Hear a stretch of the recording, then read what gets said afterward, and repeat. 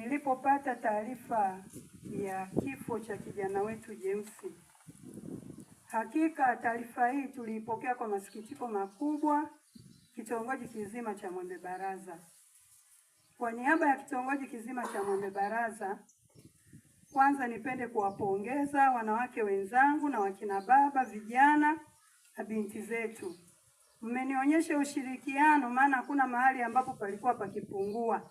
Palipokuwa pakipungua tulikuwa tunashikana, lakini tunapakava mpaka kufikia siku hii ya leo. Ninaamini hata tunapokwenda kumpumzisha James tutakuwa hatuna deni lolote. Pongezi sana kitongoji cha Mwembe Baraza. Pongezi sana kanisa la Katoliki Mlandizi.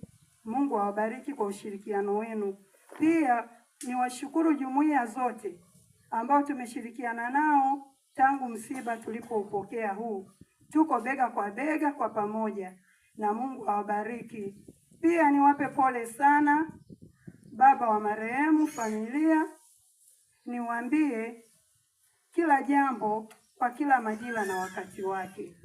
Kuna wakati wa kuzaliwa, kuna wakati wa ndoa, kuna wakati wa kifo. Yote tunatakiwa tukabiliane naye. Bwana ametoa, Bwana ametoa. Jina la Bwana lihimidiwe. Mungu awabariki sana.